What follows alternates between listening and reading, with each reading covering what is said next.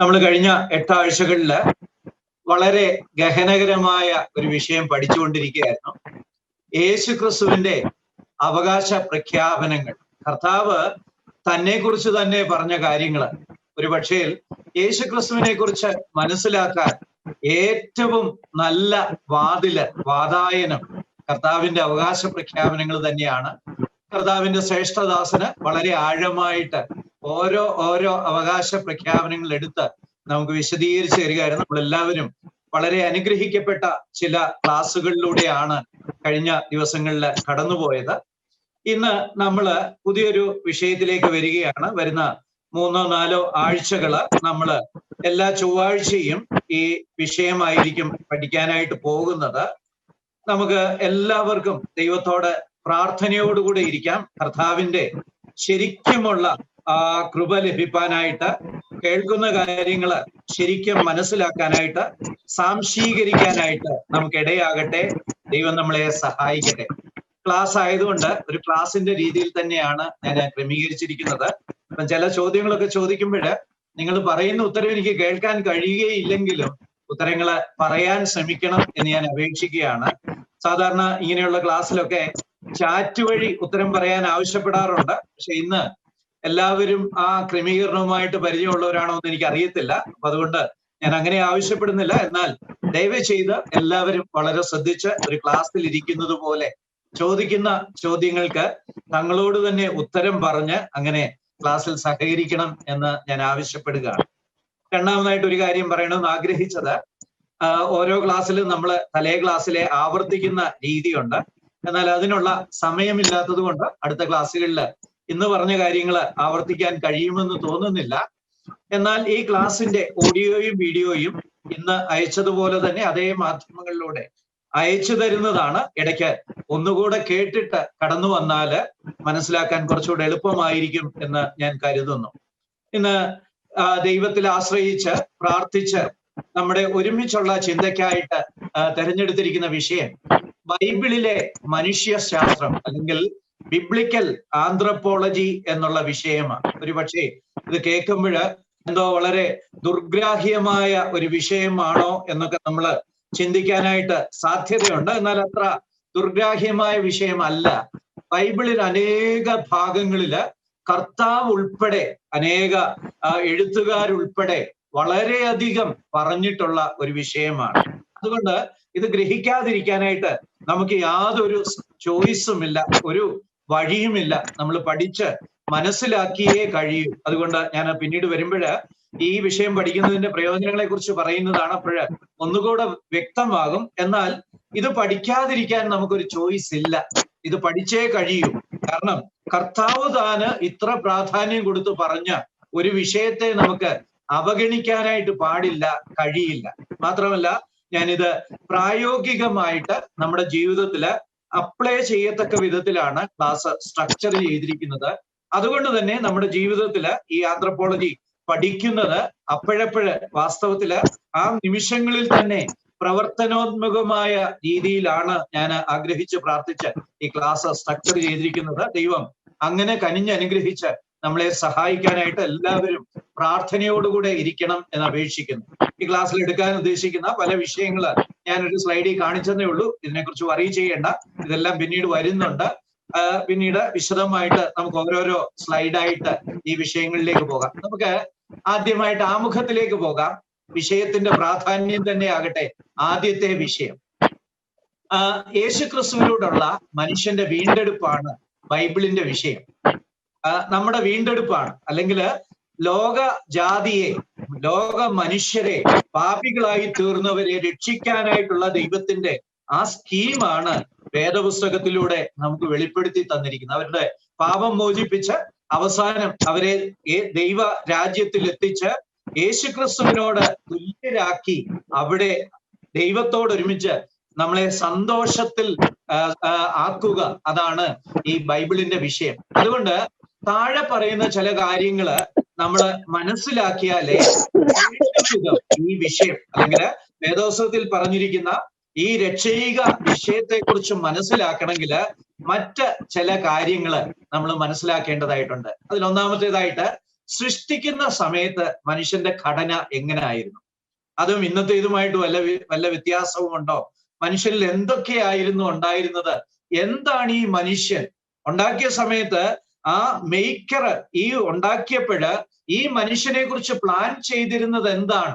ഒരു പക്ഷെങ്കില് ആ അവസ്ഥയിലേക്ക് പോകുന്നത് തന്നെയാണല്ലോ ഏറ്റവും ആശാവഹമായിട്ടുള്ള ഏറ്റവും നല്ല കാര്യം. അപ്പം എങ്ങനെയാണ് എന്നെ സൃഷ്ടിച്ചത്? എന്തായിരുന്നു അപ്പോഴെന്റെ ഘടന? എന്റെ ഓരോ ഘടകത്തിന്റെയും അവസ്ഥ എങ്ങനെയായി? അതുപോലെ രണ്ടാമതൊരു കാര്യം, എന്തുകൊണ്ടാണ് മനുഷ്യൻ വീണത്? അയ്യോ, ദൈവം സൃഷ്ടിച്ചതല്ലേ? ഇങ്ങനെ പല നിരീശ്വരവാദികളും ഒക്കെ പല ക്ലാസ്സുകളിലും സംവാദങ്ങളിലും ഒക്കെ ഞങ്ങളോട് ചോദിക്കാറുണ്ട്. ദൈവം പെർഫെക്റ്റ് ആണ്, സർവശക്തനാണ്, സർവജ്ഞാനിയാണ്, എന്നിട്ടും എന്തേ ഇങ്ങനെ കുഴപ്പം പിടിച്ച ഒരു അവസ്ഥയിൽ എത്താതെ വണ്ണം സൃഷ്ടിച്ചില്ല? എന്തുകൊണ്ടാണ് ഈ മനുഷ്യന് വീണുപോയത്? എങ്ങനെയാണ് മനുഷ്യൻ വീണത്? ഇവന്റെ ഏത് ഭാഗത്താണ് പ്രശ്നം വന്നത്? ഏത് ഘടകമാണ് വീഴ്ചയില് ഇൻവോൾവ് ചെയ്തത്, ഉൾപ്പെട്ടത്? ആ ഘടകം ഇന്നും ഉണ്ടോ? ഇന്നും ഉണ്ടെങ്കിൽ ഇനിയും ആത്മീക ജീവിതത്തില് ഇടയ്ക്കിടയ്ക്ക് വീണുപോകാതെ ഞാൻ ശ്രദ്ധിക്കണ്ടേ? അങ്ങനെയാണെങ്കിൽ എങ്ങനെയാണ് ഞാൻ വീണത്? എന്താ പറ്റിയത്? അതുപോലെ ദൈവത്തിന് വീഴാൻ കഴിയാത്ത മനുഷ്യനെ ഉണ്ടാക്കിക്കൂടായിരുന്നുവോ? ഇത് നിരീശ്വരന്മാരൊക്കെ സാധാരണ ചോദിക്കുന്ന ഒരു ചോദ്യമാണ്. വീഴാത്ത വണ്ണം പെർഫെക്റ്റ് ആയിട്ട് ഉണ്ടാക്കുന്ന സമയത്തല്ല, എല്ലാ കാലവും നിത്യതയോളം പെർഫെക്റ്റ് ആയിട്ട് ഇരിക്കുന്ന ഒരു മനുഷ്യനെ അങ്ങ് ഉണ്ടാക്കി കൂടാഞ്ഞോ? ദൈവത്തിന് സർവജ്ഞാനിത്വം ഉണ്ട്, സർവ ശക്തി ഉണ്ടെന്നൊക്കെ അല്ലേ നിങ്ങൾ പറയുന്നത്? അപ്പം അതും നമ്മൾ ചിന്തിക്കണം. വീഴാതെ വണ്ണം ഈ കമ്പോണൻസ് ഒക്കെ കുറച്ച് വ്യത്യസ്തമായിട്ട് കുറച്ച് നല്ല കമ്പോണൻസോടുകൂടെയൊക്കെ സൃഷ്ടിച്ച് അങ്ങനെ വീഴാതെ വണ്ണം ഉണ്ടാക്കി കൂടായിരുന്നുവോ? നമ്മള് ചില മെഷീനൊക്കെ നന്നാക്കുമ്പോഴ് ഇന്ത്യയിൽ ലഭ്യമായ സ്പെയർ പാർട്സ് വേണ്ട, വിദേശത്തു നിന്നുള്ള സ്പെയർ പാർട്സ് ഉപയോഗിക്കാമെന്ന് വിചാരിക്കും. കാരണം കുറെ കൂടെ അത് ലാസ്റ്റ് ചെയ്യും എന്ന് പറഞ്ഞതുപോലെ വ്യത്യസ്തമായ സ്പെയർ പാർട്സ് ഉപയോഗിച്ച് നമ്മളെ ദൈവത്തിന് സൃഷ്ടിച്ചു കൂടായിരുന്നുവോ?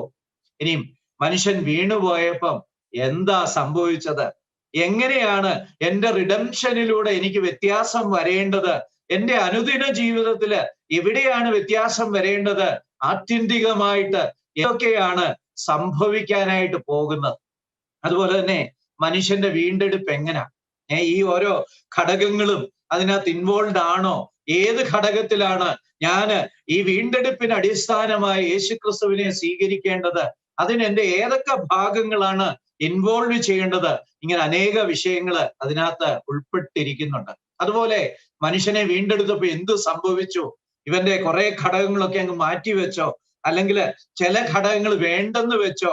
അല്ലെ പുതിയ ചില ഘടകങ്ങൾ എന്തെങ്കിലും ഇവനില് വെച്ച് പിടിപ്പിച്ചോ? എങ്ങനാ കർത്താവ് നമ്മളെ വീണ്ടെടുത്തത്? അതുപോലെ വിശുദ്ധീകരിക്കപ്പെട്ട ജീവിതം തുടരാൻ മനുഷ്യന് എങ്ങനെ കഴിയും?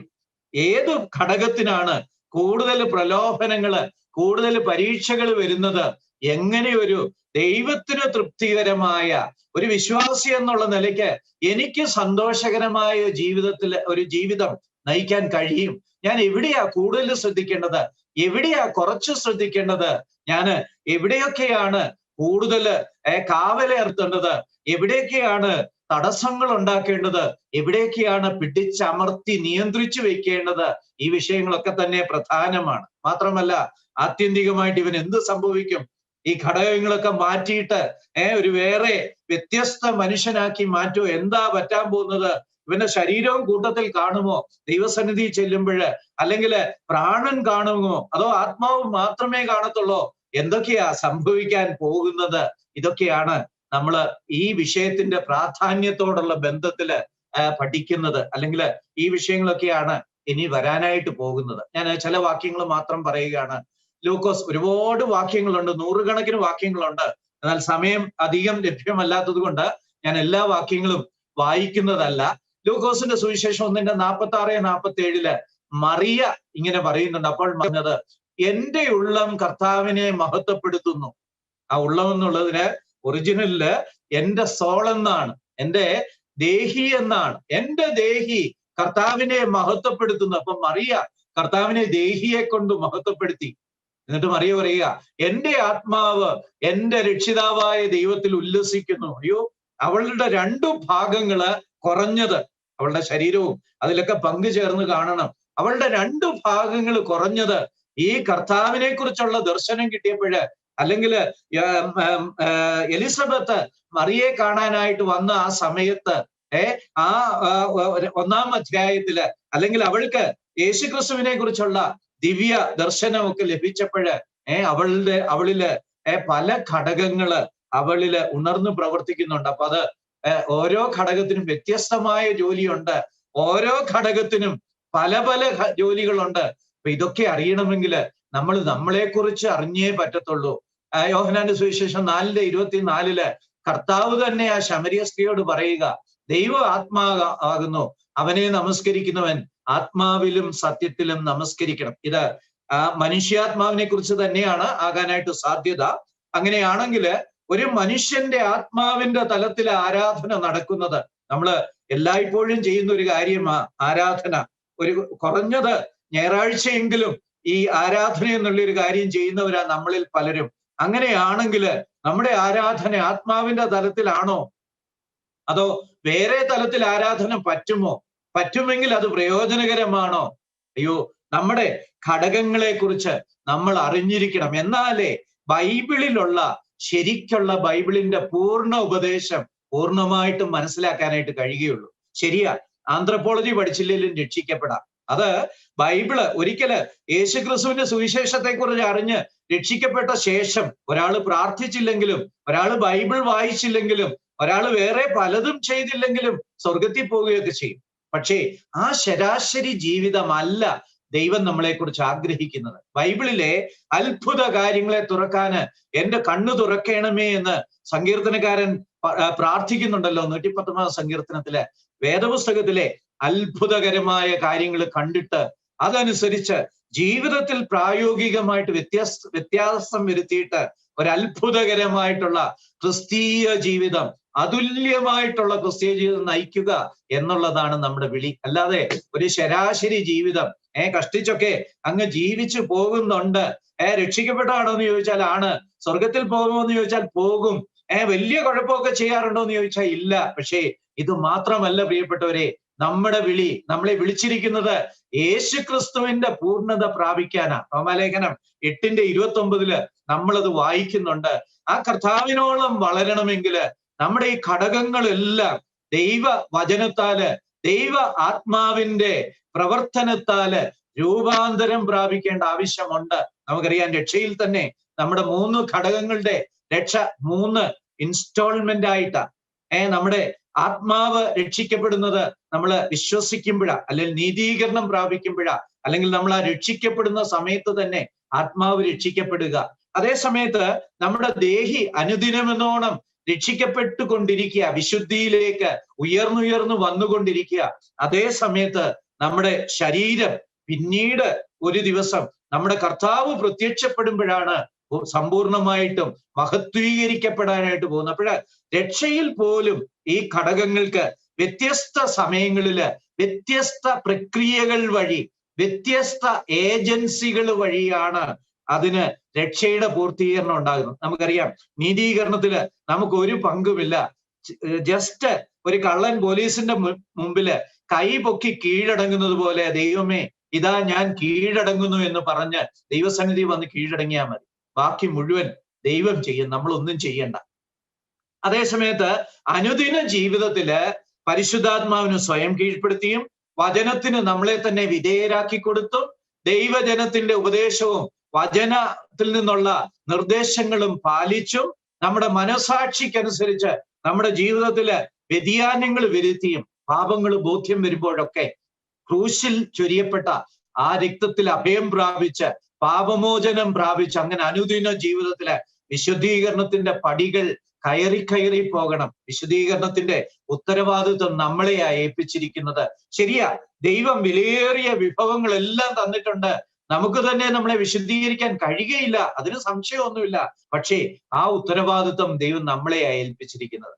അതേസമയത്ത് മഹത്വീകരണം, കർത്താവിന്റെ വരവിങ്കല് നമ്മളെ അങ്ങോട്ട് രൂപാന്തരപ്പെടുത്തുന്നത്. സാധാരണ ഗ്ലാസ് ഉണ്ടാക്കുന്നത് എങ്ങനാ? ഗ്ലാസ് ഉണ്ടാക്കുന്നത് എന്തുകൊണ്ടാ? നമ്മൾ ഗ്ലാസ് കാണുമ്പോൾ നമുക്കൊന്നും തോന്നാത്ത വസ്തുക്കളെ കൊണ്ടാ.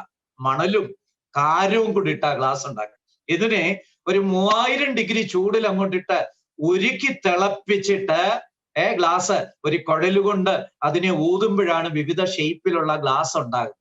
അല്ലെങ്കിൽ വിവിധ അച്ചുപയോഗിച്ചാണ് വിവിധ തരം ഗ്ലാസ് ഉണ്ടാകുന്നത്. എന്ന് പറഞ്ഞ പോലെ ഈ വളരെ കോഴ്സായിട്ടുള്ള, ഈ വളരെ മുറുമുറുപ്പൻ, ഈ മുള്ളുകൾ നിറഞ്ഞ എന്നെ കർത്താവ് തന്റെ ആ ശക്തി ഉപയോഗിച്ച് 100% അവന്റെ ആ ശക്തി ഉപയോഗിച്ച് എന്നെ ആത്യന്തികമായിട്ട് രൂപാന്തരപ്പെടുത്തുക. അപ്പം ഈ ഓരോ ഘടകങ്ങൾക്കും ദൈവസന്നിധിയിൽ രക്ഷയോടുള്ള ബന്ധത്തിൽ തന്നെ നമ്മളെ ദൈവം കൈകാര്യം ചെയ്യുന്ന വ്യത്യസ്തമാണ്. അപ്പൊ അതുകൊണ്ട് രക്ഷയുടെ തത്വശാസ്ത്രത്തെ കുറിച്ച് പഠിക്കണമെങ്കിൽ ആന്ത്രപ്പോളജി മനസ്സിലാക്കിയേ പറ്റൂ. ശരിയാ, ആന്ത്രപ്പോളജി അറിഞ്ഞില്ലെങ്കിലും രക്ഷിക്കപ്പെടും, ആന്ത്രപ്പോളജി അറിഞ്ഞില്ലെങ്കിലും സ്വർഗത്തിൽ പോകും. പക്ഷേ ദൈവത്തിന്റെ അത്ഭുത കാര്യങ്ങള് ഗ്രഹിച്ച് മനസ്സിലാക്കി മുന്നേറുക എന്ന് പറയുന്നത് ദൈവം നമ്മളെ കുറിച്ച് ഉദ്ദേശിക്കുന്ന കാര്യമാണ്.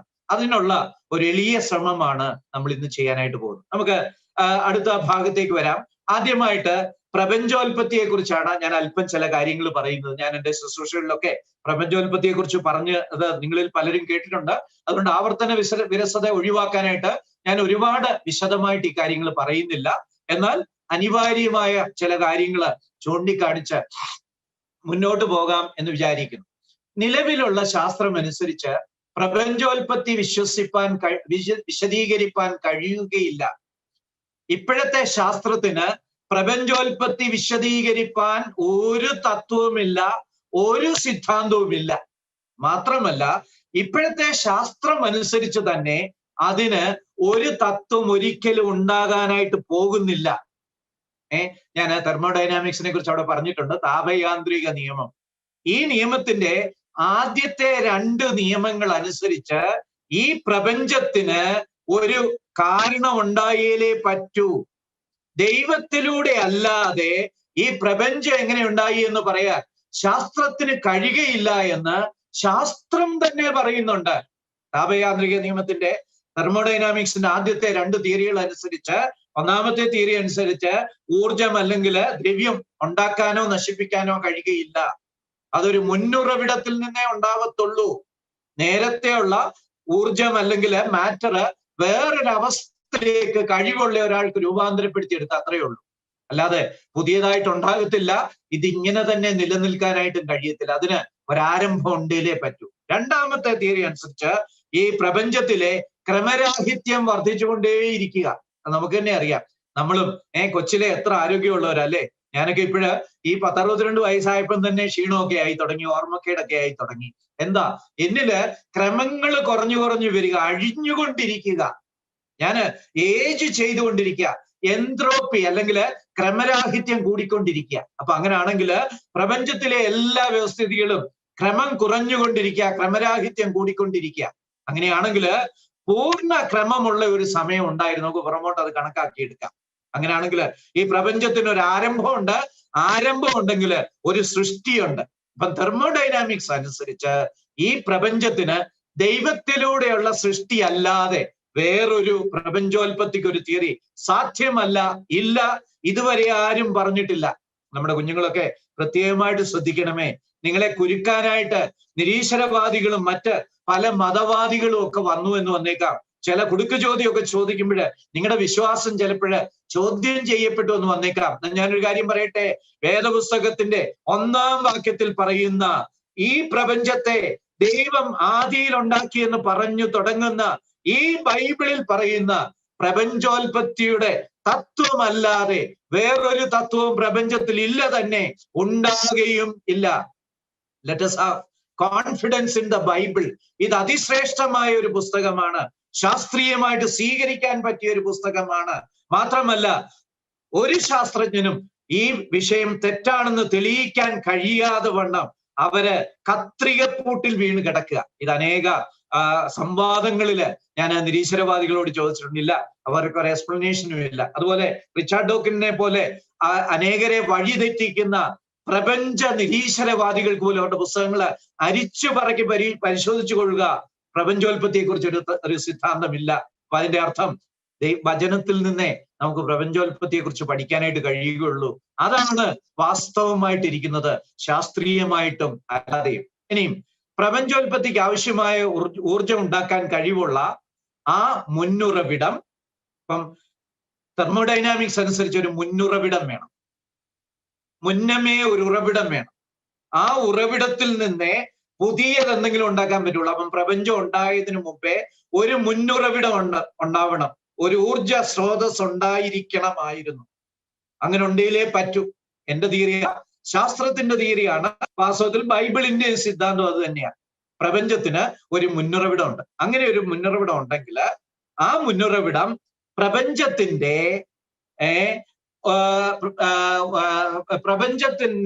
പ്രപഞ്ചത്തിന്റെ വലിപ്പം പരിഗണിക്കുമ്പോൾ സർവശക്തനായിരിക്കണം.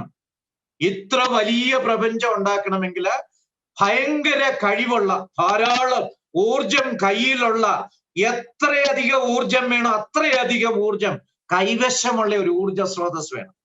നിങ്ങൾ ഈ കണക്കിനെ കുറിച്ച് വറി ചെയ്യേണ്ട.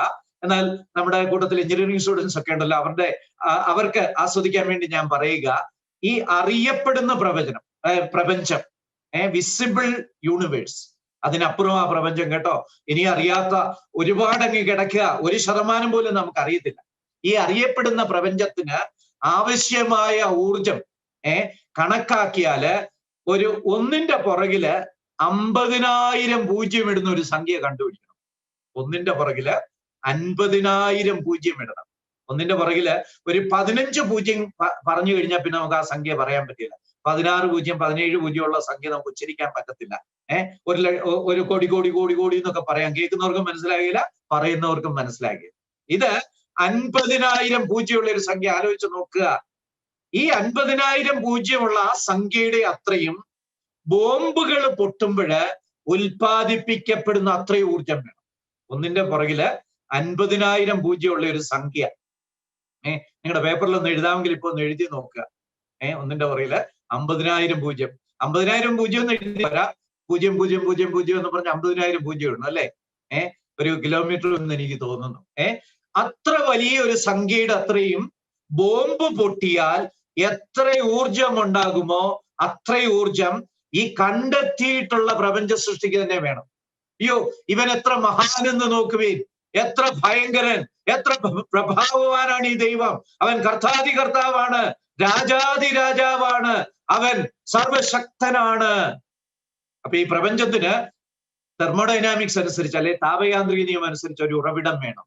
ആ ഉറവിടം സർവശക്തനായിരിക്കണം. എന്നാലേ ഇങ്ങനെ ഒരു പ്രപഞ്ചം ഉണ്ടാക്കാൻ പറ്റുള്ളൂ. മാത്രമല്ല, ഈ ലോകത്തിന്റെ സങ്കീർണത നോക്കുമ്പോഴ് ഈ മുന്നുറവിടം ഒരു സർവജ്ഞാനിയായിരിക്കണം.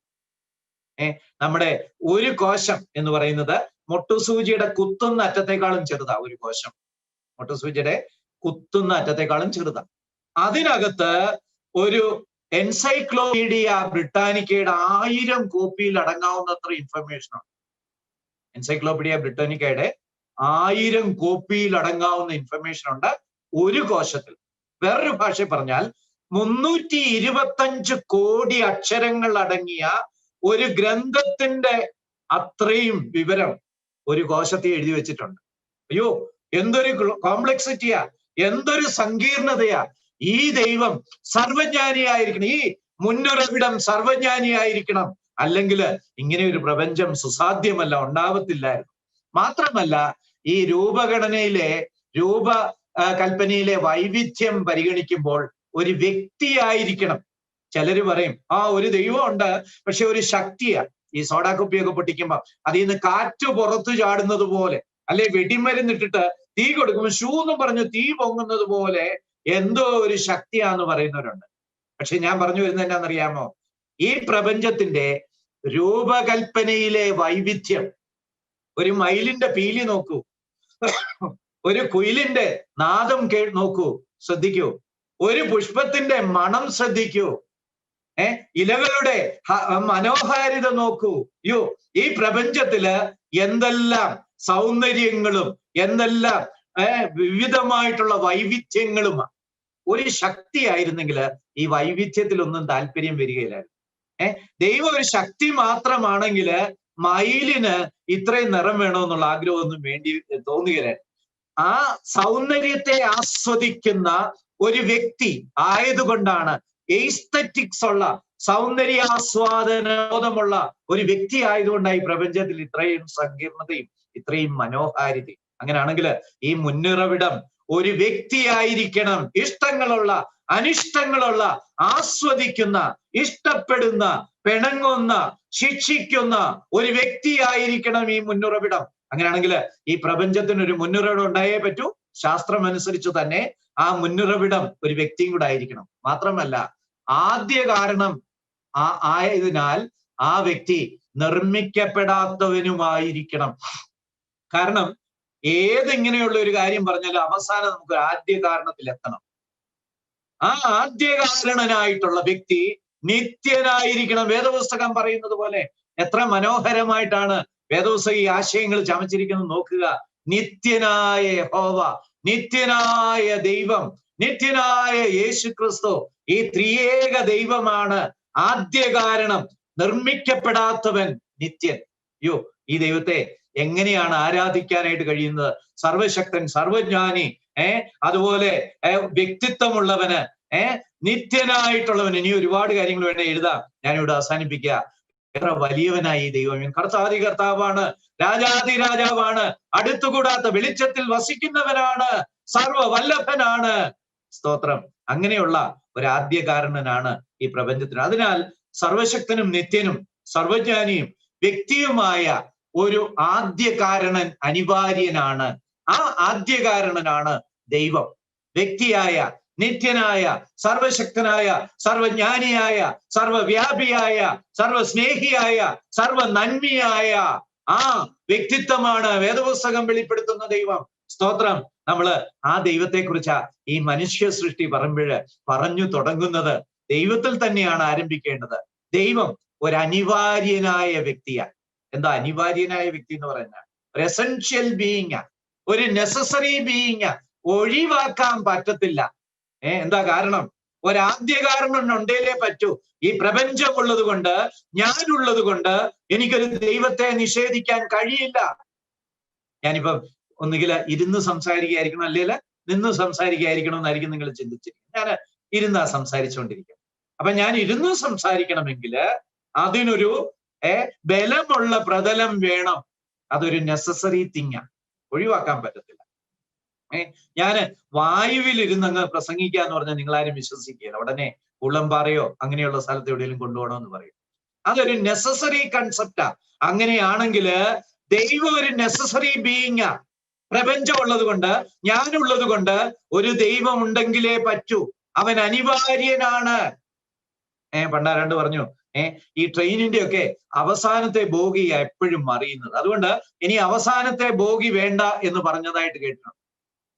50 ബോഗിയുള്ള ട്രെയിനിന് 50ാമത്തെ ബോഗിയല്ലേ കൂടുതലും മറിയുന്നത്. അതുകൊണ്ട് അവസാനത്തെ ബോഗി വേണ്ടെന്ന് വെക്കാം.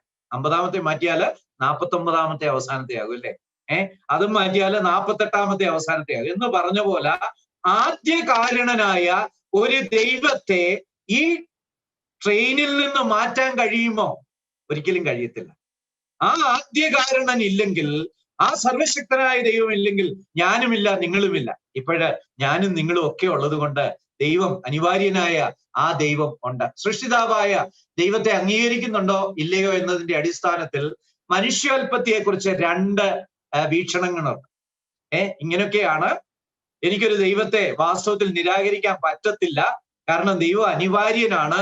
ഇങ്ങനെയൊക്കെയാണെങ്കിലും ദൈവത്തിന്റെ പ്രപഞ്ചത്തിന്റെ ഒരു കോണില് നിന്നുകൊണ്ട് തോളില് ഒരു സഞ്ചിയൊക്കെ തൂക്കി, താടിയൊക്കെ വളർത്തി, ഒരു വീടിയൊക്കെ വലിച്ചുകൊണ്ട് നിന്നിട്ട് ദൈവമില്ല എന്ന് മാലോകരെ വിളിച്ചറിയിക്കുന്ന ഒരു വിഭാഗമുണ്ട്. അവരാണ് നാസ്തികൻ.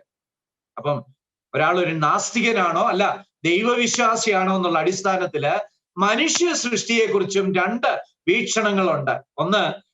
ഒന്നാമത്തെ വീക്ഷണം എന്ന് പറയുന്നത് ഭൗതിക വീക്ഷണമാണ്, അല്ലെങ്കിൽ ബൈബിൾ ബാഹ്യമായ വീക്ഷണം. അതാണ് മനുഷ്യന്റെ ഉൽപ്പത്തിയെ കുറിച്ചുള്ള ഒന്നാമത്തെ ശാസ്ത്രം, ഭൗതിക വീക്ഷണം, അല്ലെങ്കിൽ secular or extra biblical anthropology. 2 തരമുണ്ട്. എത്ര വ്യക്തമായിട്ട് ഒരു ദൈവം നിലനിന്നിട്ടും ഞാനുള്ളത് കൊണ്ട് എനിക്ക് ദൈവത്തെ നിരാകരിക്കാൻ പറ്റത്തില്ലെങ്കിലും നാണമില്ലാതെ, ബുദ്ധിയില്ലാതെ, വിഡ്ഢികളായിട്ട് ഒരു ദൈവത്തെ നിരാകരിക്കുന്ന അനേകരുണ്ട്. അതുകൊണ്ടാണ് 14 സങ്കീർത്തനത്തിൽ പറയുന്നത് ദൈവമില്ല എന്ന് മൂഢൻ തന്റെ ഹൃദയത്തിൽ പറയുന്നത് എത്രയോ വസ്തുതയാണ്. പക്ഷേ അങ്ങനെയുള്ള മൂഢന്മാരുണ്ട് എന്നുള്ള ഒരു വസ്തുതയാണ്. അപ്പൊ അങ്ങനെയെങ്കിൽ അവരുടെ സിദ്ധാന്തമാണ് secular or extra biblical anthropology, അല്ലെങ്കിൽ ഭൗതികമായ അഥവാ ബൈബിൾ ബാഹ്യമായ മനുഷ്യശാസ്ത്രം. രണ്ടാമത്തേത് ബിബ്ലിക്കൽ ആന്ത്രപ്പോളജിയ, ബൈബിൾ അധിഷ്ഠിത മനുഷ്യശാസ്ത്രം. അതാണ് നമ്മൾ ഈ സീരീസിൽ കോൺസെൻട്രേറ്റ് ചെയ്യാൻ ഉദ്ദേശിക്കുന്നത്, ബൈബിൾ അധിഷ്ഠിത മനുഷ്യശാസ്ത്രം. അപ്പൊ ആദ്യമായിട്ട് നമുക്ക് സെക്കുലർ മനുഷ്യശാസ്ത്രം എന്താണെന്ന് നോക്കാം. സെക്കുലർ മനുഷ്യശാസ്ത്രം എന്ന് പറഞ്ഞാൽ മനുഷ്യ സ്പീഷീസ് ആയ ഹോമോസാപ്പിയൻസ് എന്നാണ്. ഇതിനെക്കുറിച്ച് നിങ്ങൾ വറി ചെയ്യേണ്ട. മനുഷ്യന്റെ ജീവശാസ്ത്രപരവും പരിണാമപരവുമായ വീക്ഷണകോണിൽ നിന്ന്, സാമൂഹികവും സാംസ്കാരികവുമായ വീക്ഷണകോണിൽ നിന്ന്, മാത്രമല്ല അവര് മറ്റ് ജീവവർഗങ്ങളിൽ നിന്ന് എങ്ങനെയാണ് വ്യത്യസ്തമായിരിക്കുക എന്നുള്ള പഠനമാണ് സെക്കുലർ ആന്ത്രപ്പോളജി. ഒന്നാമത് അവരുടെ ജീവശാസ്ത്രപരമായ പരിണാമം സെക്കുലർ ആന്ത്രപ്പോളജിയുടെ ഒന്നാമത്തെ വിഷയമാണ് കേട്ടോ. നമ്മൾ പലരും കണ്ണടച്ച് പാല് കുടിക്കുന്ന പൂച്ചയെ പോലെ ആരും കാണുന്നില്ലെന്നുള്ള മട്ടിയിരിക്കുക. നമ്മുടെ മക്കളൊക്കെ 4ാം ക്ലാസ് തൊട്ട് പഠിച്ചു തുടങ്ങുന്ന സാധനമാണ് പരിണാമം. ആന്ത്രപ്പോളജിയുടെ ഒന്നാമത് അവര് പ്രാധാന്യം കൊടുക്കുന്നത് പരിണാമത്തിനാണ്. പ്രിയപ്പെട്ടവരെ, നമ്മുടെ കുഞ്ഞുങ്ങള്, നമ്മുടെ തലമുറകളിൽ പലരുടെയും ദൈവവിശ്വാസം ചോദ്യം ചെയ്യപ്പെടുന്നുണ്ടെന്നുള്ളത് മറന്നു പോകരുത്. പലപ്പോഴും നമ്മൾ സൗകര്യപൂർവ്വം മറന്നുപോയിട്ട് ഏതാണ്ട് ആചരണങ്ങളൊക്കെ സഭകളിലൊക്കെ അങ്ങ് ചെയ്തിട്ട് എല്ലാം ഈ ആയിക്കൊള്ളൂ എന്നുള്ള മട്ടി നടക്കുക. പക്ഷേ അകം പൊള്ളയായ മരം പോലെയാണ് നമ്മുടെ പല കുഞ്ഞുങ്ങളും എന്നുള്ളത് മറന്നു പോകരുത്. അപ്പം വളരെ പ്രാധാന്യം കൊടുത്ത് പഠിപ്പിക്കുന്ന ഒരു കാര്യമാണ് പരിണാമം. അതുപോലെ സാമൂഹികവുമായിട്ടുള്ള കാര്യങ്ങൾ, ഇവന്റെ സമൂഹം എങ്ങനെ ഉണ്ടായി, വിവാഹം എന്നുള്ള ആ സാമൂഹിക സ്ഥാപനം എങ്ങനെ ഉണ്ടായി, കുടുംബം എങ്ങനെ ഉണ്ടായി, ഭരണക്രമങ്ങൾ ഉണ്ടായി, അങ്ങനെ സാമൂഹികമായിട്ടുള്ള കാര്യങ്ങളെ കുറിച്ച്, അതുപോലെ സാംസ്കാരികമായിട്ടുള്ള കാര്യങ്ങള്, കലകൾ എങ്ങനെയുണ്ടായി, എഴുത്ത്, സാഹിത്യം, ഇതൊക്കെ എങ്ങനെ ഉണ്ടായി, ഇങ്ങനെ വിവിധ കാര്യങ്ങൾ പഠിക്കുന്നതാണ്. മാത്രമല്ല ഇതിലൊക്കെ ഉപരിയായിട്ട് മനുഷ്യൻ മറ്റു ജീവവർഗങ്ങളിൽ നിന്ന് എങ്ങനെയൊക്കെ വ്യത്യസ്തപ്പെട്ടിരിക്കുന്നു. ഈ 3-4 കാര്യങ്ങളാണ് സെക്കുലർ ആന്ത്രപ്പോളജിയിൽ പഠിക്കുന്നത്.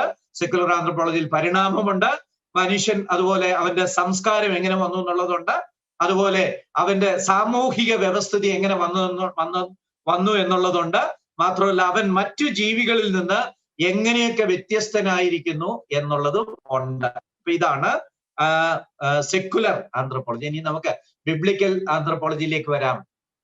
നിഷ്പാപ അവസ്ഥയിലും വീണുപോയ അവസ്ഥയിലും വേദപുസ്തക അടിസ്ഥാനത്തിൽ മനുഷ്യനെ കുറിച്ച് പഠിക്കുന്നതാണ് ബൈബിൾ പരമായ മനുഷ്യശാസ്ത്രം. ഇത് ന്യൂ സ്റ്റാൻഡേർഡ് ഡിക്ഷണറിയിലെ ഡെഫിനിഷനാണ്. നിഷ്പാപാവസ്ഥയിലും വീണുപോയ അവസ്ഥയിലും വേദപുസ്തക അടിസ്ഥാനത്തിൽ മനുഷ്യനെ കുറിച്ച് പഠിക്കുന്നതാണ് ബൈബിൾ പരമായ മനുഷ്യശാസ്ത്രം. ഞാൻ ന്യൂ സ്റ്റാൻഡേർഡ് ഡിക്ഷണറിയിൽ നിന്ന് എടുത്തതാണ്. വാസ്തവത്തില് ഇതിനേക്കാളും ബൃഹത്താണ്. നമ്മള് ദൈവത്തോടൊപ്പം നിത്യകാലം ചെലവിടുന്നത് വരെയുള്ള എല്ലാ കാര്യങ്ങളും, മനുഷ്യനെ സംബന്ധിച്ച എല്ലാ കാര്യങ്ങളും ഇതിൽ ഉൾപ്പെടുന്നുണ്ട്. നിഷ്പാപാവസ്ഥയില്, അതുപോലെ പാപം ചെയ്തതിനു ശേഷമുള്ള അവസ്ഥയില്, അതില് വാസ്തവത്തിൽ നിത്യത വരെയുള്ള എല്ലാ കാര്യങ്ങളും ഉൾപ്പെടുന്നുണ്ട്. അപ്പം മനുഷ്യ സംബന്ധിയായിട്ടുള്ള എല്ലാ കാര്യങ്ങളും ഉൾപ്പെടുന്ന ഒരു തിയോളജിയുടെ ബ്രാഞ്ചാണ്, അല്ലെങ്കിൽ തിയോളജിയുടെ ഒരു ബ്രാഞ്ചാണ് ആന്ത്രപ്പോളജി. അതുകൊണ്ട് തന്നെ ഇതിനകത്ത് രക്ഷാശാസ്ത്രം വരുന്നുണ്ട്, പരിശുദ്ധാത്മശാസ്ത്രം വരുന്നുണ്ട്, സഭാശാസ്ത്രം വരുന്നുണ്ട്.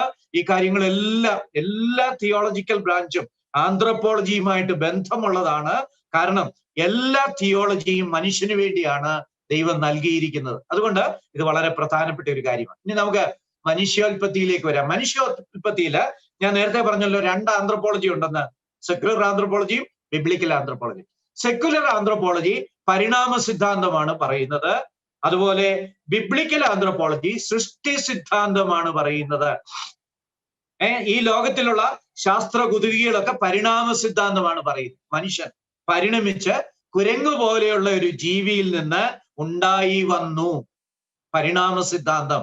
അതേസമയത്ത് നമ്മള് ബൈബിൾ വിശ്വസിക്കുന്നവർ പഠിപ്പിക്കുന്നത് സൃഷ്ടി സിദ്ധാന്തമാണ്. എന്താ ഈ നമുക്ക് പരിണാമ സിദ്ധാന്തത്തിലേക്ക് വരാം. ഭൗതിക ശാസ്ത്ര സിദ്ധാന്തങ്ങൾ അനുസരിച്ച് ഒരു മുട്ടുസൂചിയുടെ കുത്തുന്ന അഗ്രത്തിന്റെ വലിപ്പം പോലും ഇല്ലാത്ത സിംഗുലാരിറ്റി എന്നറിയപ്പെടുന്ന അനന്തമായ ഊഷ്മാവും സാന്ദ്രതയുമുള്ള കണികയിൽ നിന്നാണ് പ്രപഞ്ചത്തിന്റെ ഉൽപ്പത്തി വിവരണം ആരംഭിക്കുന്നത്. The story of origin of man starts with a super dense and superheated matter called singularity, having dimensions less than that of the point of a pin. ഒരു മുട്ടുസൂചിയുടെ അറ്റത്തെക്കാളും ചെറുതായ ഒരു ചെറിയ അണ്ഡം, ഒരു പ്രപഞ്ച അണ്ഡം. അണ്ഡം എന്ന് പറഞ്ഞ മുട്ടയെന്നൊക്കെ ഒന്നും ചിന്തിച്ചു കളയരുത്. മുട്ടുസൂചിയുടെ കുത്തുന്ന അറ്റത്തെക്കാളും വളരെ ചെറുതാ. അങ്ങനെയുള്ള ഒരെണ്ണം പണ്ടുണ്ടായിരുന്നു. അതിൽ ഭയങ്കര ചൂടും അതിന് ഭയങ്കര ഘനവും ഒക്കെ ഉണ്ടായിരുന്നു. അത് പൊട്ടിച്ചിതറി അതിൽ നിന്നാണ് പ്രപഞ്ചം ഉണ്ടായത് എന്നാണ് ബിഗ് ബാങ് തിയറി പറയുന്നത്, മഹാവിസ്ഫോടന സിദ്ധാന്തം പറയുന്നത്. അപ്പോഴും ചോദ്യം അവശേഷിക്കും, ആ സിംഗുലാരിറ്റി അല്ലെങ്കിൽ ആ ചെറിയ കണിക എങ്ങനെയുണ്ടായി, ആരുണ്ടാക്കി? അതിന് ദൈവത്തിലേക്ക് തന്നെ ഇവർക്ക് വരേണ്ടി വരും. ആ കണിക പൊട്ടിത്തെറിച്ച ചിതറി അവിടെ ഘനീഭവിച്ചാണ് ക്ഷീരപഥവും സൗരയൂഥവും ഉൾപ്പെടെയുള്ള പ്രപഞ്ച ഭാഗങ്ങൾ ഉണ്ടായത്. വലിയ ചൂടിലുണ്ടായിരുന്ന ഈ ചെറിയ കണിക പൊട്ടിത്തെറിച്ച് ചിതറി പ്രപഞ്ചത്തിൽ പലയിടത്തായിട്ട് പോയി. അവിടൊക്കെ അത് തണുത്തുറച്ച് ഭൂമിയും ചന്ദ്രനും നക്ഷത്രങ്ങളും ഒക്കെ ഉണ്ടായി എന്നാണ് ഇവരുടെ സിദ്ധാന്തം. ഇത് വെറൊരു സിദ്ധാന്തം മാത്രമാണ്. സിദ്ധാന്തം എന്ന് പറഞ്ഞാൽ മലയാളത്തില് എന്തോ സിദ്ധാന്തം, കുട്ടിക്ക് വലിയ സിദ്ധാന്തം എന്ന് പറയുന്ന പോലെ ഇത് വെറൊരു സിദ്ധാന്തം തന്നെയാണ്. നമ്മള് സാധാരണ ബിഗ് ബാങ് തിയറിയെ നമ്മൾ അതുപോലെ അംഗീകരിക്കുന്നില്ല. പക്ഷേ മറ്റു സിദ്ധാന്തങ്ങളെക്കാളും ബിബ്ലിക്കൽ ക്രിയേഷനുമായിട്ട് ബന്ധപ്പെട്ടിരിക്കുന്നത് കൊണ്ട് അതിൽ ചില കാര്യങ്ങളൊക്കെ സ്വീകാര്യമാണ്. അതെന്തുമാവട്ടെ. അപ്പൊ അങ്ങനെയാണെങ്കിൽ ഈ പൊട്ടിത്തെറിച്ച കഷ്ണങ്ങൾ തണുത്തുറച്ചാണ് ഭൂമിയും മറ്റൊക്കെ ഉണ്ടായത്. എന്നിട്ടോ ഭൂമിയുടെ ഉപരിതലത്തിൽ ഇടിമിന്നൽ പോലെയുള്ള പ്രപഞ്ച ശക്തികളുടെ സ്വാധീനത്തിൽ അജൈവ വസ്തുക്കളിൽ നിന്ന് ജൈവ വസ്തുക്കളും അവയിൽ നിന്ന് ജീവനും ഉണ്ടായി എന്നാണ് ശാസ്ത്ര സിദ്ധാന്തം. ഈ ഭൂമിയില് നിറയെ അജൈവ വസ്തുക്കളാണ് നമ്മൾ ഈ കാണുന്ന സിലിക്ക, മണല്, അല്ലെ, സിലിക്ക, അല്ലെ പല തരത്തിലുള്ള നൈട്രജന്, നമ്മൾ ശ്വസിക്കുന്ന ഓക്സിജന്, ഇതെല്ലാം അജൈവ വസ്തുക്കളാണ്. ഇങ്ങനെയുള്ള അജൈവ വസ്തുക്കളില് ഇടിമിന്നലും ഒക്കെ ഉണ്ടായപ്പോഴ് അതിൽ നിന്ന് ജീവൻ ഉണ്ടായി എന്ന ശാസ്ത്രം. ഇത് എങ്ങനെയാണെന്ന് അങ്ങേയറ്റ സ്വപ്നം കാണാൻ പോകുന്നവർക്ക് പോലും ചിന്തിച്ച് വിശ്വസിക്കാൻ കഴിയുന്ന അതല്ല. ഒരു മഹാനായ ഒരാൾ ഒരു പുസ്തകം എഴുതിയിട്ടുണ്ട്, എനിക്കൊരു നിരീശ്വരനായിരിക്കത്തക്ക വിശ്വാസം ഇല്ല. I don't have faith enough to be an atheist. ഒരു അവിശ്വാസിയായിരിക്കാൻ, ഒരു നിരീശ്വരനായിരിക്കാൻ തക്ക വിശ്വാസമൊന്നും എനിക്കില്ല. അതായത് പ്രപഞ്ചത്തിൽ ഇങ്ങനെ നൈട്രജനും ഓക്സിജനും ഒക്കെ ഇഷ്ടം പോലെ കിടക്കുക, അതിലേക്ക് ഇടിമിന്നലൊക്കെ ഉണ്ടായി. മീഥൈനും അമോണിയൊക്കെ ഉണ്ടായിരുന്നു. അതില് ഇടിമിന്നലൊക്കെ അങ്ങോട്ട് ഉണ്ടായപ്പോഴത്തേക്ക് അതിൽ നിന്ന് താനെ ഓർഗാനിക് വസ്തുക്കള്, ജൈവ വസ്തുക്കൾ ഉണ്ടായി. അതിൽ നിന്ന് താനെ ജീവൻ ഉണ്ടായി എന്നുള്ള സിദ്ധാന്തങ്ങൾ. ഇതൊക്കെ വെറും അബദ്ധ സിദ്ധാന്തങ്ങളാണ്. ജീവന്റെ ഒരു കണിക ഉടലെടുക്കണമെങ്കിൽ ഏകദേശം 200 പ്രോട്ടീൻ കണികകൾ വേണം, എൻസൈംസ് വേണം. അപ്പം ഈ പ്രോട്ടീൻ എവിടെ നിന്നുണ്ടായി? അത് ജീവിയിൽ നിന്നേ ഉണ്ടാകത്തുള്ളൂ. ജീവനില്ലാത്തതിന് പ്രോട്ടീൻ ഉണ്ടാകത്തില്ല. അപ്പം ജീവൻ ഉണ്ടാകണമെങ്കിൽ, അതിനും ഇവര് പറയുന്ന പോലെ ഉണ്ടാകണമെങ്കിൽ അതിനു മുമ്പേ എൻസൈംസും ജീവികളും ഒക്കെ വേണം. കോഴിയാണോ മുട്ടയാണോ ആദ്യം ഉണ്ടായെന്നുള്ള ചോദ്യം പോലാണ് ഇവരുടെ തത്വങ്ങള്. ഇവര് പറയുന്നത് ഇടിയൊക്കെ വെട്ടി അജൈവ വസ്തുക്കളിൽ നിന്ന് ജൈവ വസ്തുക്കളും ജീവനൊക്കെ ഉണ്ടായെന്ന് പറയുന്നു. പക്ഷേ ജീവൻ ഉണ്ടാകണമെങ്കിൽ തന്നെ ജീവനുള്ള വസ്തുക്കളിലുള്ള അനേക എൻസൈംസ്, അനേക പ്രോട്ടീൻസ് ആദ്യം ഉണ്ടാകണം. അതിന് ജീവനും വ്യവസ്ഥാപിതമായിട്ടുള്ള ജീവികളിലുള്ള ക്രമീകരണങ്ങളും ഒക്കെ വേണം. അതൊക്കെ പഠിച്ചാല് തല കറങ്ങിപ്പോകത്തക്ക വിധത്തിൽ ഭയങ്കര സങ്കീർണമാണ്. ഞാൻ അതിലേക്ക് പോകുന്നില്ല. അപ്പൊ ഇത് ഒട്ടും വിശ്വസനീയമല്ല. പക്ഷേ ഇങ്ങനെയുള്ളതാണ് നമ്മുടെ കുഞ്ഞുങ്ങളൊക്കെ പഠിച്ച് എഴുതി ട്യൂഷനൊക്കെ പോയി മാർക്ക് മേടിച്ച് വിജയിച്ച് ജോലി നേടുന്നത്. പക്ഷെ ഒരു കാര്യം പ്രിയപ്പെട്ടവരെ ഓർത്തിരിക്കണം, അതോടുകൂടെ അവരുടെ വിശ്വാസവും പോയിക്കൊണ്ടിരിക്കുക. ഞാൻ നേരത്തെ പറഞ്ഞ പോലെ നല്ല തടിയാ കണ്ടാല്, പക്ഷെ അകം ബോർഡാണെന്ന് പറഞ്ഞതുപോലെ പലരുടെ വിശ്വാസവും ശൂന്യമാണ്. ഓക്കെ, എന്നിട്ട് എന്ത് സംഭവിച്ചു? നാച്ചുറൽ സെലക്ഷൻ അല്ലെങ്കിൽ പ്രകൃതി നിർദ്ധാരണം എന്ന ശക്തിയുടെ സ്വാധീനത്തിൽ ആദ്യമുണ്ടായ ജീവനിൽ നിന്ന് ഏകകോശ ജീവികളും ബഹുകോശ ജീവികളും നട്ടെല്ലില്ലാത്ത ജീവികളും ഉരകങ്ങളും മത്സ്യങ്ങളും ഉഭയജീവികളും തവളകളും അവയിൽ നിന്ന് മാമലുകള് സസ്തനികളും ആത്യന്തികമായിട്ട് മനുഷ്യനും ഇങ്ങുണ്ടായി വന്നെന്നാണ് ഈ കഥ. വാസ്തവത്തില് എവല്യൂഷൻ പുസ്തകത്തിന് എല്ലാ വർഷവും ഏറ്റവും നല്ല ഭാവനയ്ക്കുള്ള ബുക്കർ പ്രൈസും അതുപോലുള്ളത് കൊടുക്കേണ്ടതാണ്. പ്രിയപ്പെട്ടവരെ, ഇങ്ങനെയുള്ള ഒന്നും നടക്കത്തില്ല. ഞാന് MSc തലത്തില് 3 വർഷം പരിണാമം പഠിപ്പിച്ച ആളാണ്. മാത്രമല്ല കഴിഞ്ഞ 40 വർഷമായിട്ട് ഞാൻ പഠിച്ചുകൊണ്ടിരിക്കുന്നതാ. ഇത് കേൾക്കുമ്പോൾ എനിക്ക് ഇപ്പോഴും ആശ്ചര്യമാണ്, ഇതെങ്ങനെ ഭൗതിക ലോകം സ്വീകരിക്കുന്നു എന്നുള്ളത്.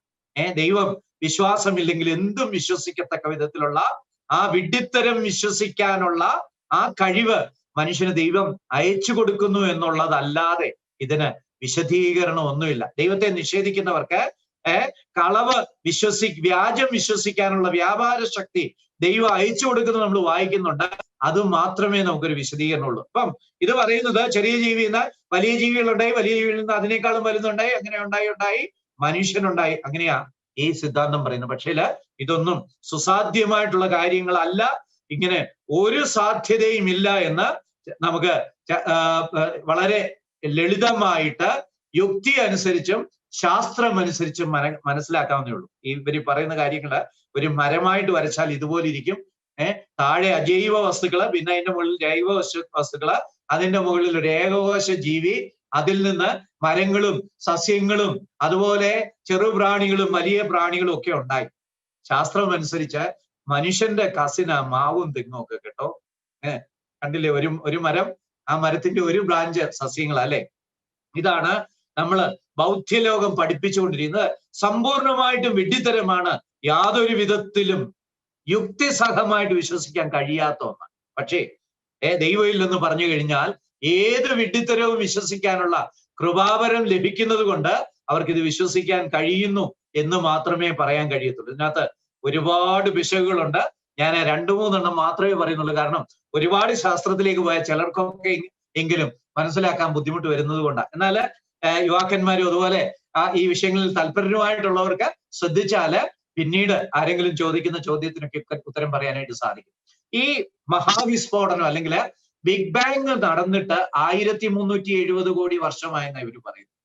എന്നാല് ഇതിനിടയ്ക്ക് 80 ലക്ഷം വിവിധ ജീവതരങ്ങളുണ്ടായി, വിവിധ സ്പീഷീസുകളുണ്ടായി. 8 മില്യൺ, 80 ലക്ഷം, ഏകദേശം 1 കോടി വിവിധ ജീവ സ്പീഷീസുകൾ ഉണ്ടായി. 80 ലക്ഷം.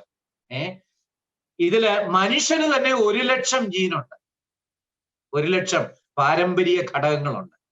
അതിൽ ഓരോന്നിലും ഒരു 200 അക്ഷരമുള്ള ഒരു എസ്സേ പോലെ അതിനകത്ത് ഓരോന്നിലും 200 ഘടകങ്ങളുണ്ട്. അങ്ങനെയുള്ള 1 ലക്ഷം ജീനുകളുണ്ട്.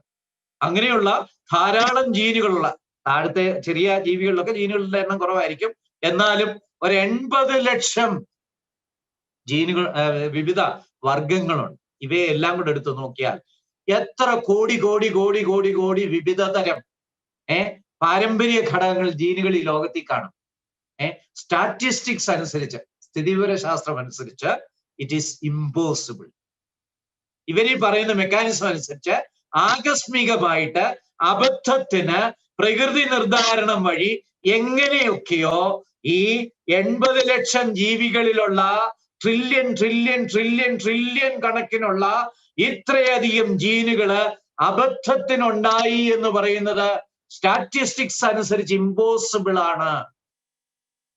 മാത്രമല്ല ഇതിൽ ഒരു കോശം ഉണ്ടാകുക എന്ന് പറയുന്നത് പോലെ ഈ 1370 കോടി വർഷത്തിൽ ഇമ്പോസിബിൾ ആ ശാസ്ത്രം അനുസരിച്ച്. ഇത് ഇന്ന് നമുക്ക് കമ്പ്യൂട്ടർ പ്രോഗ്രാംസ് ഉണ്ട്.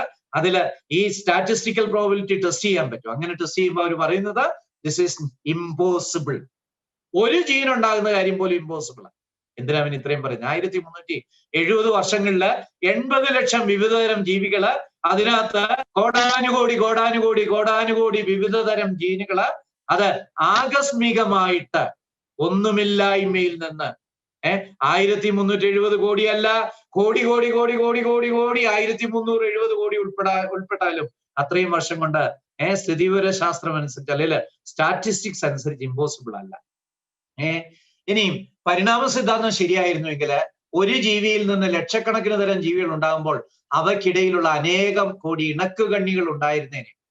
എന്നാൽ ഇതുവരെ ഒന്നുപോലും കണ്ടുപിടിക്കപ്പെട്ടിട്ടില്ല. ഒരു ഉദാഹരണം, കൊരങ്ങീന്ന് മനുഷ്യനുണ്ടായി വരിക. നമുക്ക് വാല് മാത്രം പരിഗണിക്കാം. 1 മീറ്റർ നീളമുള്ള വാലുള്ള ഒരു കുരങ്ങിന്ന് 0 മീറ്റർ വാലുള്ള ഒരു കുരങ്ങ് ഉണ്ടായിത്തീരണം, ഒരു മനുഷ്യനുണ്ടായിത്തീരണമെങ്കിൽ ഇതിനിടയ്ക്ക് വിവിധ വാൽ നീളമുള്ള കുരങ്ങു മനുഷ്യന്മാരുണ്ടാകണമായിരുന്നു. എനിക്ക് കണ്ണാടി നോക്കുമ്പോഴൊക്കെ മനുഷ്യൻ കുരങ്ങിന്നാ ഉണ്ടായെന്ന് ഇടയ്ക്ക് സംശയമൊക്കെ തോന്നാറുണ്ട്. പക്ഷേ നമ്മൾ ഇങ്ങനെയുള്ള കുരങ്ങു മനുഷ്യന്മാരെ ആരെയും കണ്ടിട്ടില്ലുണ്ടോ? ഒരു ചെറിയ വാലുള്ള കുരങ്ങു മനുഷ്യൻ, ഇച്ചിരൂടെ വലിയ വാലുള്ളത്, ഇച്ചിരൂടെ വലുത്, 99.9 സെന്റിമീറ്റർ ഉള്ളത്, 99.9, 1 ഉള്ളത്, 9, 2 ഉള്ളത്, 3 ഉള്ളത്. ഇതിനിടയ്ക്കുള്ള ഇടത്തരം വർഗങ്ങളില്ല, ഭൂമിയിലില്ല. നമ്മുടെ സ്കൂൾ പുസ്തകത്തിലൊക്കെ കണ്ടുപിടിച്ചിട്ടുണ്ടെന്ന് പല അവകാശവാദങ്ങളുണ്ട്. അതെല്ലാം കളവാണ്, പൊളിയാണ്, എങ്ങനെയെങ്കിലും തെളിവുണ്ടാക്കാനുള്ള ശേഖരണത്തിന്റെ ഫലമാണ്. അങ്ങനെ അവർ അവകാശപ്പെടുന്നത് പോലും അങ്കുലീ പരിമിതമാണ്. 5 or 6 അവകാശവാദങ്ങൾ ഉന്നയിക്കുന്നുണ്ട്. അത് ശാസ്ത്രലോകം തന്നെ നിരാകരിച്ചിട്ടുമുണ്ട്. അത് കൂടുതൽ ഗഹനമായിട്ടുള്ള ഗ്രന്ഥങ്ങളൊക്കെ വായിച്ചാൽ നമുക്കത് മനസ്സിലായി. ഞാൻ പറഞ്ഞു വരുന്നത്, പരിണാമം ശരിയായിരുന്നെങ്കിൽ ഈ ഇടക്കണ്ണികൾ ധാരാളമായിട്ടുണ്ടാകുമായിരുന്നു. പക്ഷെ അങ്ങനെയുള്ളതൊന്നും കാണുന്നില്ല. ഇനിയും ഇവര് പറയുന്നത് മ്യൂട്ടേഷൻ അല്ലെങ്കിൽ ഉൾപരിവർത്തനം വഴിയാണ് ഈ പരിണാമത്തിന് വേണ്ട വ്യതിയാനം ഉണ്ടാകുന്നത്.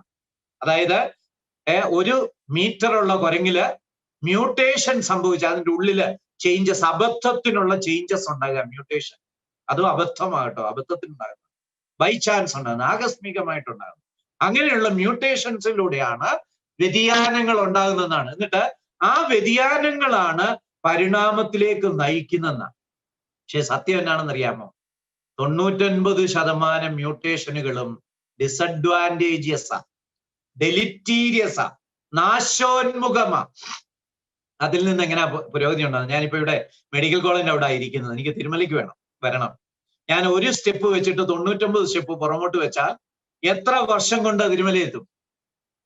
തിരുമല അറിയാൻ മേലാത്തവർക്ക് ഇവിടുന്ന് ഒരു 10 കിലോമീറ്റർ ദൂരമാണ്. 1 സ്റ്റെപ്പ് മുന്നോട്ട് വെക്കുന്നു, 99 സ്റ്റെപ്പ് പുറകോട്ട് വെക്കുന്നു. മ്യൂട്ടേഷൻ എന്ന് പറയുന്നത് അതുപോലെ. 1 അനുകൂല മ്യൂട്ടേഷൻ ഉണ്ടായാൽ 99 പ്രതികൂല മ്യൂട്ടേഷൻ ഉണ്ടാകും. ആ ഉണ്ടായ 1 അനുകൂല മ്യൂട്ടേഷന്റെ അംശം പോലും ഇല്ലാതെയായിപ്പോ. അതുകൊണ്ട് ഒരു പ്രയോജനം ഇല്ലാതായിപ്പോ. അപ്പൊ ഇവര് പറയുന്ന സിദ്ധാന്തം അനുസരിച്ചൊന്നും പരിണാമം നടക്കത്തില്ല. മാത്രമല്ല, നിലവിലുള്ള ഒരു അവയവത്തിനോ സ്വഭാവത്തിനോ പരിണാമം ഉണ്ടാകുന്നതായി ഇവര് പറയുന്നേ. അതിന്റെ ചിറക് ഇങ്ങനെ ആയിരുന്നു, അത് ഇച്ചിരൂടെ വീതിയുള്ളതായിട്ട് തീർന്നു. അതിന് കൊണ്ട് 5 വെയിനേ ഉള്ളായിരുന്നു, ഇപ്പൊ 6 വെയിനുള്ളതായിട്ട് പരിണമിച്ചു എന്നൊക്കെയാ പറയുന്നത്. പക്ഷേ ഒരു പുതിയ സ്വഭാവം എങ്ങനെ വന്നു? ചിറകൊന്നുമില്ലാത്ത ഒരു കാലഘട്ടത്തിൽ ചിറകെന്ന് പറയുന്ന വളരെ ഡിസൈൻ ആവശ്യമുള്ള, ബുദ്ധി ആവശ്യമുള്ള ഒരു പുതിയ സ്വഭാവം എങ്ങനെയുണ്ടായി? ഈ ലോകത്തിലെ 80 ലക്ഷം വിവിധ തരം ജീവികളെ പരിഗണിച്ചാൽ കോടി കണക്കിന് ഇതുപോലെ വ്യത്യസ്തമായിട്ടുള്ള രൂപഘടനകൾ ഉണ്ടായി. പക്ഷെ ഇതൊക്കെ ഒരു ബുദ്ധി ഇതിന്റെ പിന്നിലില്ലെങ്കിൽ, ഒരു സർവജ്ഞാനി ഇതിന്റെ പിന്നിലില്ലെങ്കിൽ ഇതൊന്നും സാധ്യമല്ല, നടക്കത്തില്ല. പ്രിയപ്പെട്ടവരെ, പരിണാമം എന്ന് പറയുന്നത് ചുമ്മാ ഒരു സാങ്കല്പിക കഥയാണ്. ഈ പരിണാമത്തെ വിമർശിച്ചത് വിശ്വാസികൾ മാത്രമല്ല കേട്ടോ, അവിശ്വാസികൾ വിമർശിച്ചിട്ടുണ്ട്. ഫ്രെഡ് ഹോയിൽ എന്ന് പറയുന്ന വളരെ പ്രശസ്തനായ ഒരു നാസ്തികനായ, അവിശ്വാസിയായിട്ടുള്ള ശാസ്ത്രജ്ഞനാണ്. ഫ്രെഡ് ഹോയില് പരിണാമത്തെ ചിത്രീകരിച്ചിരിക്കുന്നത് എങ്ങനെയാണെന്നറിയാമോ?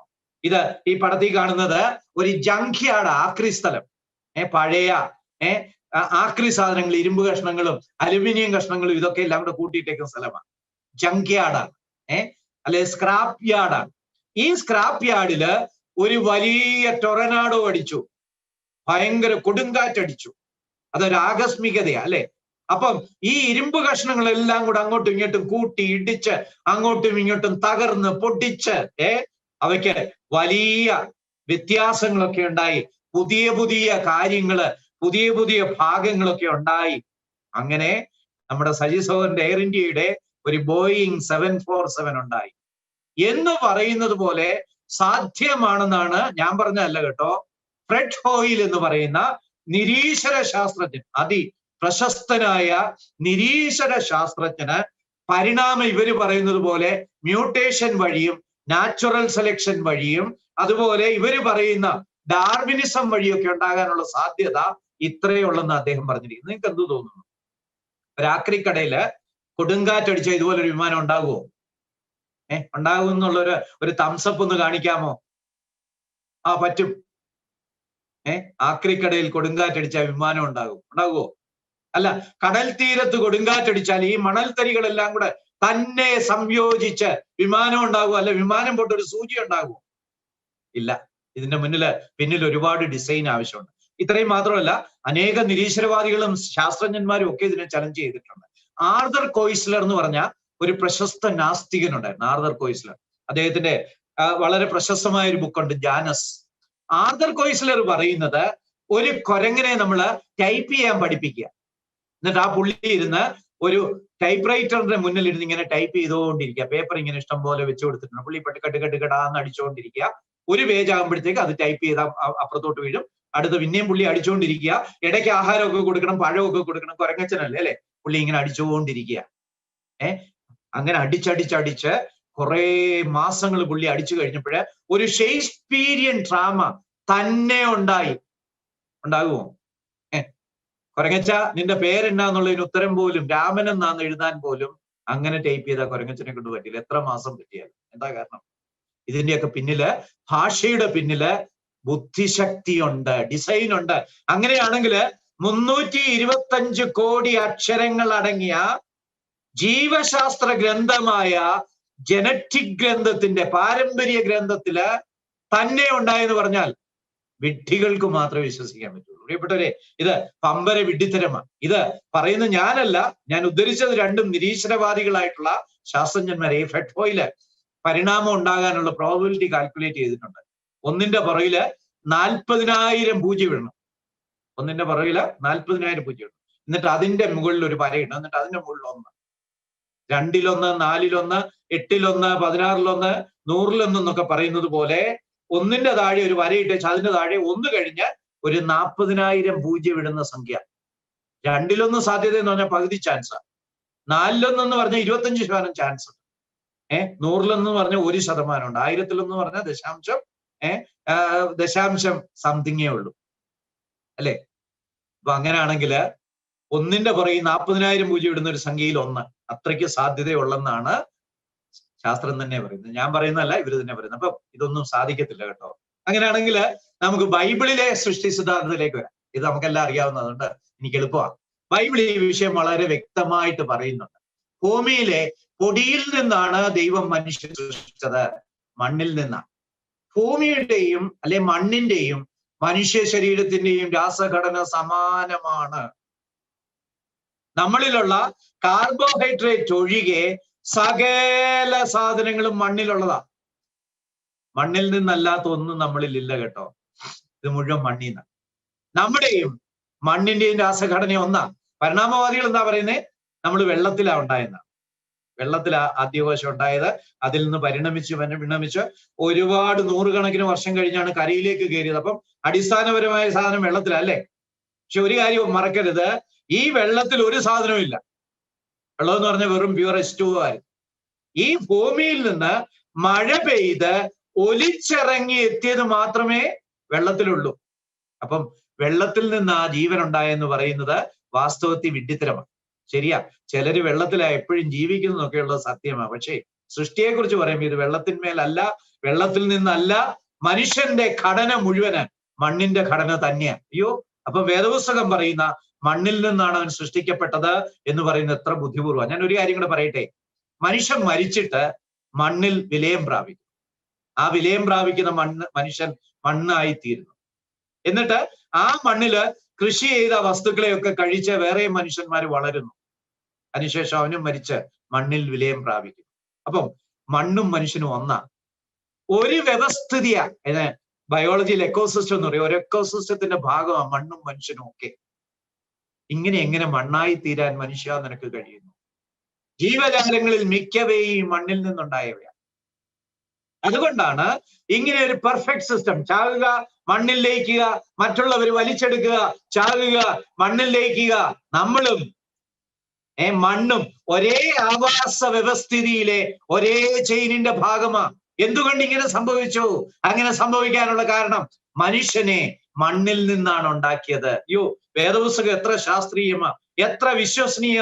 പ്രിയപ്പെട്ടവരെ, ഈ വേദപുസ്തകത്തിന്റെ സത്യസന്ധത ഓർക്കുമ്പോൾ നമ്മൾ അഭിമാന പുളകിതരാകേണ്ടതുണ്ട്. കർത്താവേ, ഇങ്ങനെ ഒരു വലിയ ഗിഫ്റ്റ് നീ എനിക്ക് തന്നല്ലോ എന്ന് പറയേണ്ടതുണ്ട്. മാത്രമല്ല കേട്ടോ, രാവും പകലും ഇത് ധ്യാനിക്കാനായിട്ട് നമ്മുടെ സമയം മുഴുവന് ഇതിനായിട്ട് ചെലവാക്കേണ്ടതുണ്ട്. ഇന്ന് വേദപുസ്തക വായനയ്ക്ക് TV കാണുന്നതിന് അത്രയും സമയം കൊടുക്കുന്നില്ലെങ്കിൽ, പത്രവായനയുടെ അത്രയും സമയം കൊടുക്കുന്നില്ലെങ്കിൽ, സോഷ്യൽ മീഡിയയുടെ അത്രയും സമയം കൊടുക്കുന്നില്ലെങ്കിൽ, ഞാനും നിങ്ങളും ജീവിക്കുന്നത് വിഡ്ഢികളുടെ സ്വർഗത്തിലാണ്. ഇത്രയും വിശ്വസനീയമായ, ശാസ്ത്രീയമായിട്ടുള്ള, ലോകത്ത് ഒരു മനുഷ്യനും അവഗണിക്കാൻ മേലാത്ത ഇത്രയും വലിയ ഒരു ഗ്രന്ഥം ദൈവം നമ്മളെ ഏൽപ്പിച്ചിരിക്കുന്നുവെങ്കിൽ, പ്രിയപ്പെട്ടവരെ, ഇത് വായിച്ച് ആസ്വദിച്ച് ജീവിതത്തിൽ നടപ്പിലാക്കി ശ്രേഷ്ഠരായി തീരേണ്ടതല്ലയോ? ഞാൻ ഇടയ്ക്ക് ഒരു ആപ്ലിക്കേഷനിലേക്ക് വന്നേ ഉള്ളൂ. ഇല്ലെങ്കിൽ നമ്മൾ പമ്പര വിഡ്ഢികളാ. പരിണാമം ത്തിലൂടെയാണ് മനുഷ്യൻ സൃഷ്ടിക്കപ്പെട്ടെന്ന് പറയുന്ന ആ പമ്പര വിഡ്ഢികളുടെ അനിയൻ വിഡ്ഢികളാണ് നമ്മള്.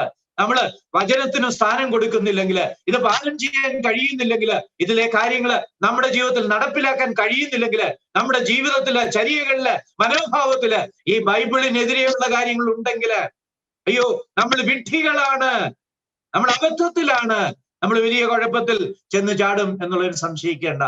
അങ്ങനെയാണെങ്കിൽ ഈ ഭൂമിയിൽ നിന്നാണ് മനുഷ്യൻ സൃഷ്ടിക്കപ്പെട്ടത്. മനുഷ്യ ശരീരത്തിലെ രാസവസ്തുക്കളൊന്നും വെള്ളത്തിൽ കാണപ്പെടുന്നില്ല. ഭൂമിയിൽ നിന്ന് മനുഷ്യ ശരീരം സൃഷ്ടിക്കപ്പെട്ടെന്നുള്ള വിവരം ശരിയാകാനേ പറ്റത്തുള്ളൂ. മാത്രമല്ല, പ്രപഞ്ചത്തിന് വേണ്ടി ഒന്നുമില്ലായ്കയിൽ നിന്ന് ഊർജം സൃഷ്ടിച്ച ദൈവത്തിന് മനുഷ്യനടക്കം എന്തു സൃഷ്ടിക്കാൻ കഴിയും?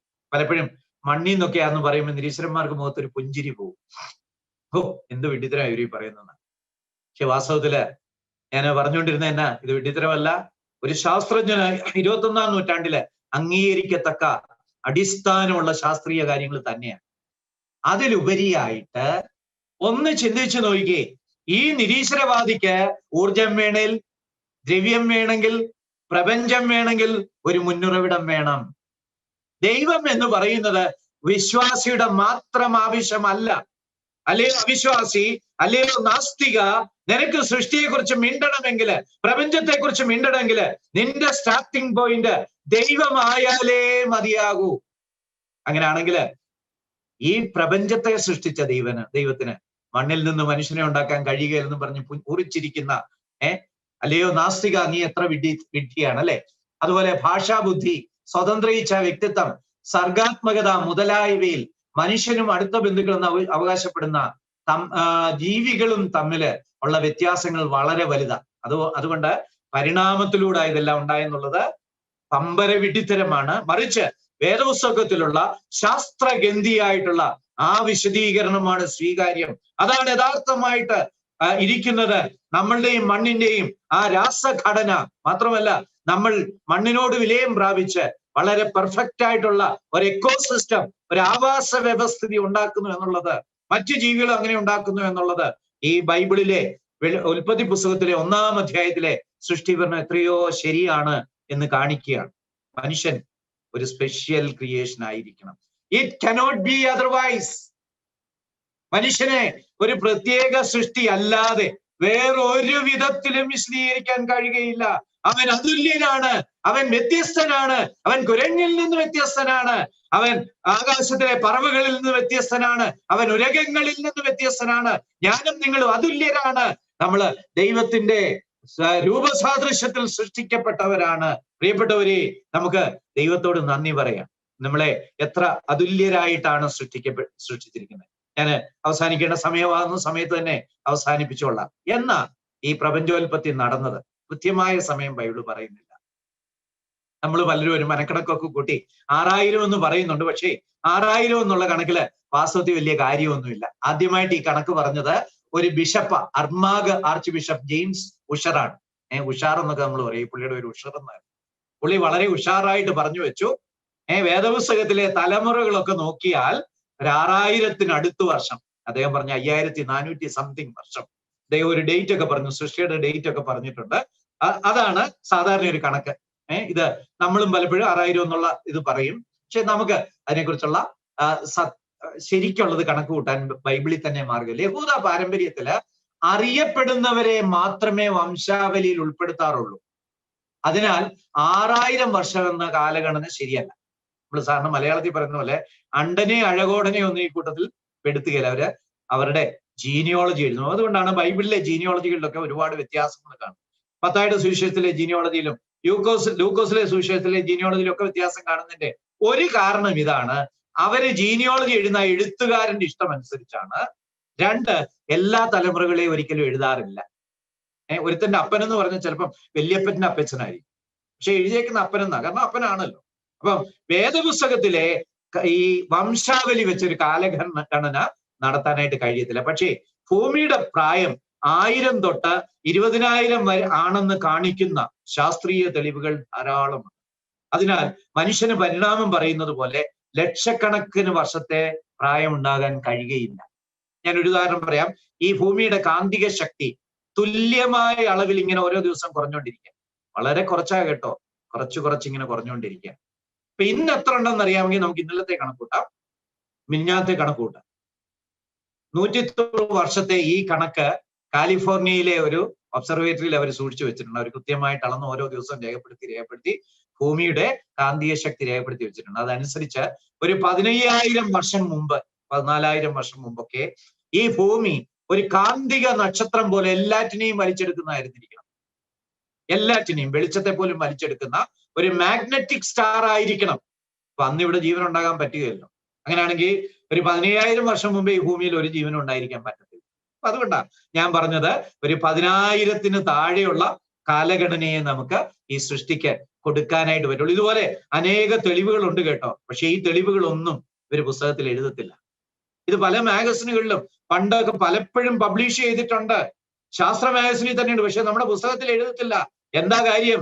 നമ്മുടെ തലമുറയെ നിരീശ്വരത്വത്തിലേക്ക് ചവിട്ടി താഴ്ത്തണം, അവർക്ക് തോന്നിയ പോലെ ജീവിക്കണം, ഒരു ദൈവമില്ലെന്ന് പറഞ്ഞിട്ട് ഈ ഭൂമിയിൽ എന്ത് കൊള്ളരുതാഴുകയും ചെയ്യാനുള്ള അവകാശം വേണം. അപ്പൊ അതുകൊണ്ട് നിരീശ്വരവാദം പ്രചരിപ്പിക്കാൻ വേണ്ടി സത്യമൊന്നും രേഖപ്പെടുത്തുന്നില്ല. ഞാൻ എന്റെ ഇന്നത്തെ ക്ലാസ് ഇവിടെ അവസാനിപ്പിക്കുകയാണ്. ശ്രദ്ധിച്ച എല്ലാവർക്കും നന്ദി പറയുന്നു. അടുത്ത ക്ലാസ്സിന് മുമ്പേ ഒന്നുകൂടെ ഒന്ന് കേട്ടിട്ട് വന്നാല് അടുത്ത ക്ലാസ് തൊട്ട് വളരെ എളുപ്പമായിരിക്കും. അടുത്ത ക്ലാസ് തൊട്ട് എല്ലാം ബൈബിളിൽ നിന്ന് നേരിട്ടുള്ള കാര്യങ്ങളാണ്, വളരെ എളുപ്പം മനസ്സിലാകുന്ന കാര്യങ്ങൾ തന്നെയാണ്. ഇത് പഠിക്കുന്നത് നമ്മുടെ ചിന്താഗതിയെ തന്നെ, ചിന്താധാരയെ തന്നെ, നമുക്ക് ദൈവത്തോടുള്ള നന്ദിയെ, ദൈവത്തെക്കുറിച്ചുള്ള ബഹുമാനം, ആരാധന, നമുക്ക് നമ്മളോട് തന്നെയുള്ള ബഹുമാനം മാത്രമല്ല നമ്മുടെ വ്യക്തിത്വത്തിലെ വിവിധ ഘടകങ്ങളെ എങ്ങനെ ദൈവത്തിന് സമർപ്പിക്കാം എന്നുള്ള കാര്യമൊക്കെ ഗ്രഹിച്ച് കൂടുതൽ ഉത്തരവാദിത്വമുള്ള ഒരു നല്ല ക്രിസ്ത്യ ജീവിതം നയിപ്പാൻ ഇടയാകും. ദൈവം നമ്മളെ സഹായിക്കട്ടെ. അവന്റെ നാമം പെടട്ടെ. ഇന്ന് ശ്രദ്ധിച്ച എല്ലാവർക്കും ഞാൻ പ്രത്യേകമായിട്ട് നന്ദി രേഖപ്പെടുത്തുന്നു. ദൈവം നമ്മളെ അനുഗ്രഹിക്കട്ടെ.